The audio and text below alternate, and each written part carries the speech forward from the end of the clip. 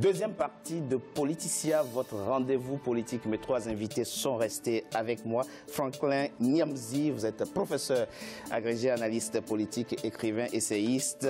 Laurence Ndon, enseignante, chercheur, écrivaine également. Et Sadio Morel Kanté, journaliste, préfacière. Merci à vous trois d'être restés avec moi.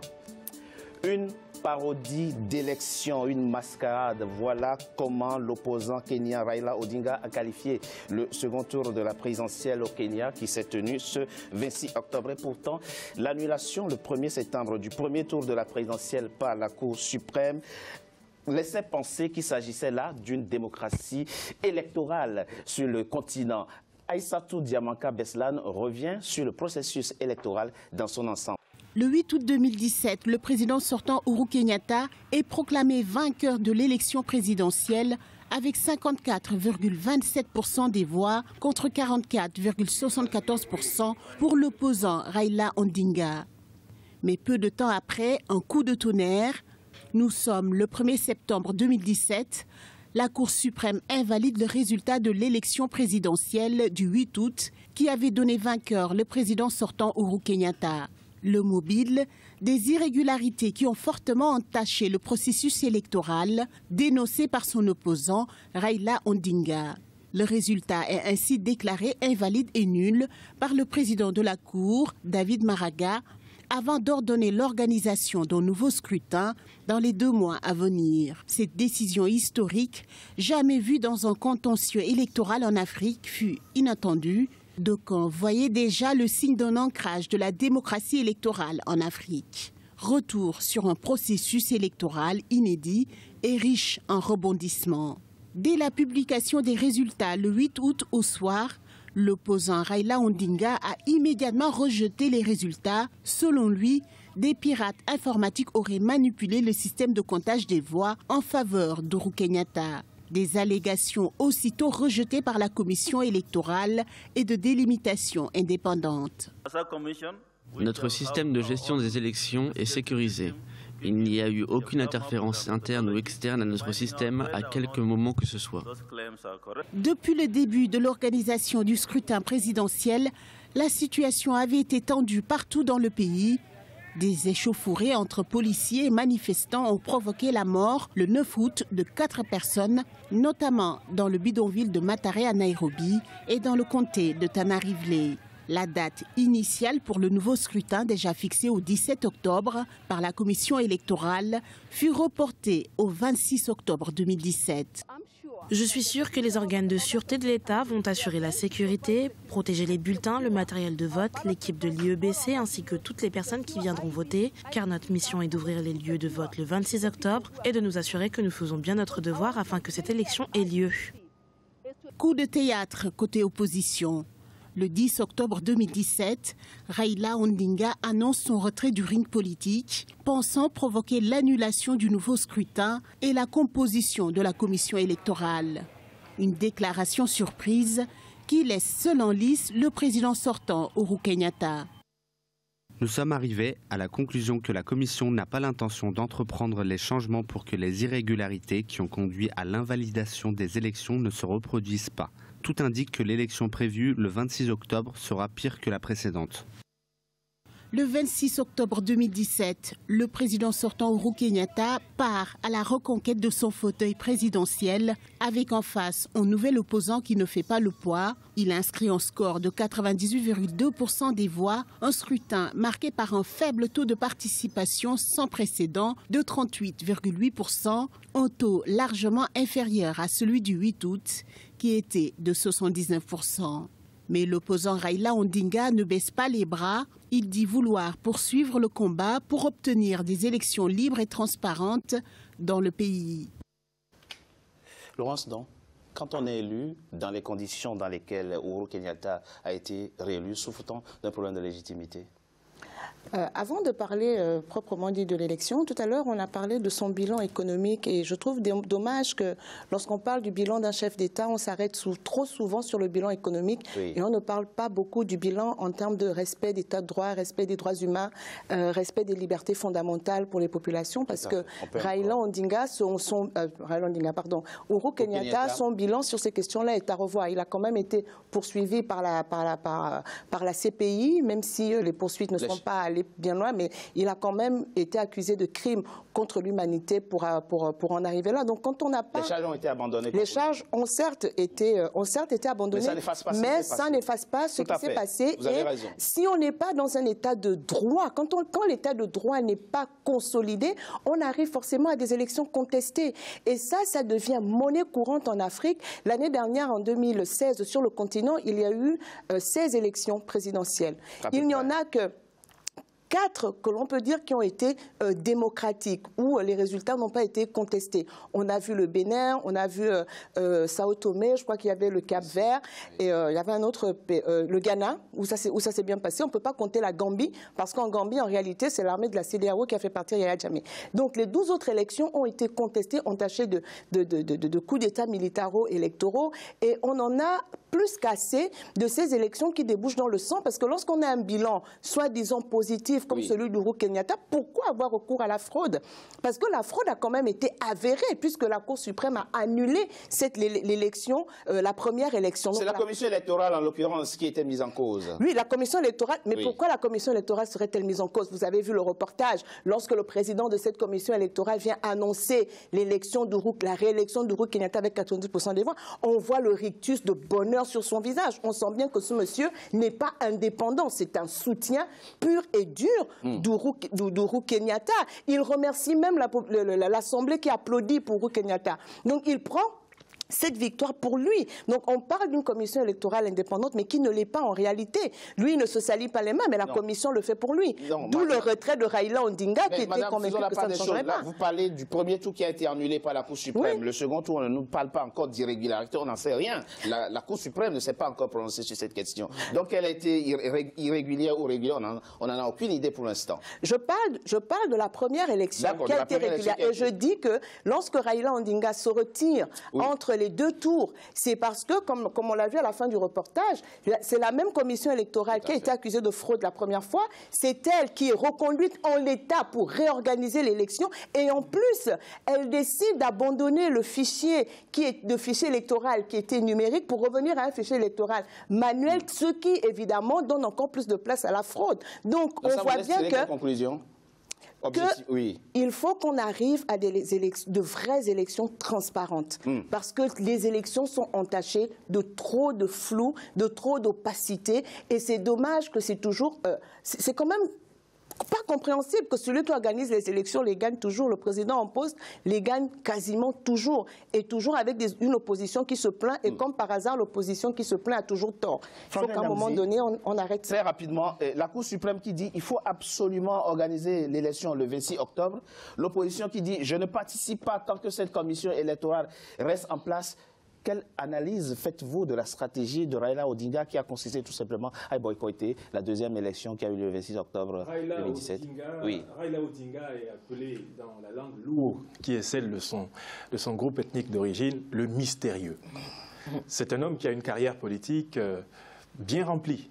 Il a occupé pratiquement toutes les charges de l'État en dehors de celle de chef de l'État. Il a été Premier ministre, il a été ministre des Infrastructures.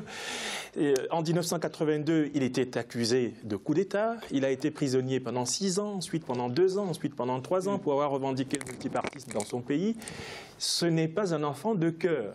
Mais il fait face à quelqu'un, Uhuru Kenyatta, qui revendique plusieurs légitimités. Uhuru Kenyatta, c'est le fils de Jomo Kenyatta. Quand son père meurt, il a 16 ans. Et son père lui a dit « Apprends à te débrouiller tout seul ». Il en tire comme philosophie « Mon père a lutté pour l'indépendance, moi je vais lutter pour le pouvoir. Et pour le pouvoir, je serai capable de donner tous les coups que je peux ». Il a face à lui quelqu'un qui est aussi le fils à papa. Odinga, c'est le père de Raila Odinga. Il a été le seul vice-président de la République du Kenya sous Jomo Kenyatta et ensuite Arap Moi. Et alors le fils est chargé d'accomplir ce que le père Odinga n'a pas pu. On comprend donc qu'il y a deux problématiques. Il y a la problématique d'un héritier reconverti en homme d'affaires, en maître d'un grand trust de 500 millions de dollars au cœur du Kenya, c'est Jomo Kenyatta, fils du père de l'indépendance, bénéficiant d'une alliance ethnique double entre les Kalenjin et les Kikuyu, son groupe. C'est vrai. Alliance en vertu de laquelle le président Daniel Arap Moi, en 2002, au moment de quitter le pouvoir, se lève et dit « Je désigne comme mon successeur l'un des fils de Kenyatta, celui qui, à sa mort, m'a transmis le pouvoir en 1978, et je désigne Uhuru. Uhuru va perdre cette élection. » Oui, c'est vrai. Donc, Raila Odinga comme Uhuru Kenyatta ont connu des échecs politiques. Pour moi, c'est un indice de bonne santé de l'expérience démocratique kenyane. Il n'y a pas aujourd'hui en compétition au Kenya des gens qui n'ont jamais été au pouvoir. C'est des gens qui ont été au gouvernement ensemble. Parfois d'ailleurs, l'un étant sous l'autre. Je rappelle qu'Ouro Kenyatta est ministre dans un gouvernement dont le Premier ministre, à un moment donné, est Raila Odinga. C'est vrai. Donc attention, ne transférons pas à la problématique kenyane la connaissance que nous avons des problématiques politiques d'ailleurs. Intéressons-nous à ce qui se passe là. À la spécificité kenyane. Ce qui se passe là, oui, c'est que, en réalité, l'un comme l'autre ont la même psychologie. Ne pas cautionner la victoire de l'autre dès lors qu'il y a le risque de la défaite de soi-même. Vous faites de la psychanalyse politique. Mais oui, Uhuru Kenyatta se bat depuis pratiquement la mort de son père pour être l'héritier. Il le devient à partir de 2013, après des retournements d'alliance. Je vous rappelle que Mwai Kibaki a d'abord été conduit à battre Uhuru Kenyatta avec le soutien de Raila Odinga. Et par la suite, Uhuru Kenyatta s'allie à Mwai Kibaki pour battre Odinga. Oui. Donc nous ne sommes pas ici dans une affaire d'enfants de cœur. C'est des gens qui se connaissent et qui ensuite adossent leur lutte politique sur les deux grandes alliances ethniques. Je rappelle bien les Luo qui sont majoritaires dans la région de Nairobi, d'où la capacité que Raila Odinga a de paralyser la ville de Nairobi. Je vous rappelle qu'il est élu de cette circonscription. C'est vrai. Et de l'autre côté, l'alliance Kalenjin et Kikuyu, qui porte en elle les traces de la lutte des Mao Mao pour l'indépendance et qui estime que le pouvoir lui est dû, nous avons dans la commission électorale deux légitimités kenyanes radicales qui s'affrontent. Et il me semble que la mauvaise foi est largement partagée par les deux camps. Mais aurait-il dû participer à cette deuxième élection ? Je crois que la décision lui appartient. Ce qu'on peut constater, c'est qu'il a joué le jeu jusqu'au moment où il a eu la certitude qu'il allait perdre. Quand la Cour constitutionnelle annule les résultats de la CUE du premier tour, qui c'est qui sourit? Ça, je le dis à madame, c'est Raila Odinga. On le voit très content de cette décision. Mais quand on lui demande de retourner au vote dans des conditions qui ne lui paraissent pas plus claires, plus transparentes qu'avant, il refuse parce que de toutes les façons, là, la défaite est assurée. Vous pensez qu'il y avait des signes préalables qui indiquaient qu'effectivement il allait échouer? Il me semble qu'il a bien compris qu'il allait perdre l'élection. C'est pour ça qu'il a refusé de cautionner la victoire de son adversaire. Sadio Morel, dans sa déclaration ce 30 octobre, il dit à l'endroit des diplomates accrédités à Nairobi, vous et à travers eux, à la communauté internationale, vous m'avez poussé à participer à une élection. Maintenant qu'on m'a volé la victoire, vous êtes là silencieux, vous ne dites rien. Non, la personnalité de Raila Odinga est assez atypique. Il a eu un parcours politique peu ordinaire, émaillé de prison, exil, et c'est le premier à se battre et aller en prison pour exiger le multipartisme dans son pays. Donc je crois que l'un des plus têtus, l'un des plus téméraires à revendiquer ce multipartisme-là, qui lui vaut la déstructuration de sa vie et professionnelle, économique, familiale et politique. Alors, lorsqu'on arrive à un certain moment à la croisée, à un moment où on peut sentir que la levure prend, il ne faut plus reculer pour quelques prétextes.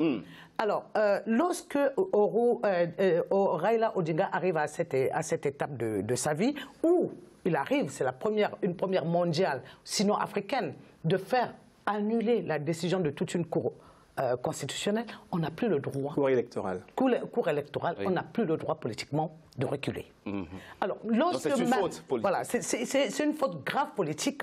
Parce que qu'est-ce qui va se passer? Il risque d'être, comme ce qu'il dit, cet opposant, éternel opposant, qui pousse qui fait qu'un roi s'éternise au pouvoir, parce que lui, il n'a pas le cran. Ou cette... Non, non, j'ai pas fini. Oui, je sais. Je voudrais prendre... C'est un sujet passionnant. Oui, voilà. Donc, par rapport à Tshisekedi, donc, ça se voit qu'il a cette peur-là, ou de ses aspirations, ou de la réussite, ou de... Je n'affirmerai pas que ça sera seulement la crainte de l'échec, hein, parce qu'il y a des gens qui n'assument pas aussi peur de la réussite. De leur réussite. Je crois que Raila Odinga a un problème qu'il n'arrive pas à solder parce que il y a cette dichotomie en lui où il lui faut ce populisme. Il est tellement habitué à galvaniser par la foule. Par la foule qu'il en a éternellement besoin et il n'est pas sûr d'avoir cette galvanisation-là. Or, en étant dans cette position, ça tue l'économie et ça tue le militantisme.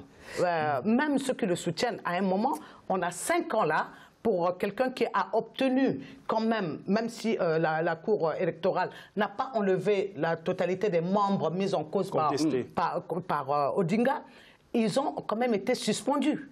Il a voulu l'audit qu'il n'a pas eu, mais je crois que c'était une raison insuffisante par rapport à son actif, quelqu'un qui s'est sacrifié. Par rapport à son passé politique, par rapport et à son âge, on va plus fragilisant que fort. Il a 72 ans, je crois. 72 ans.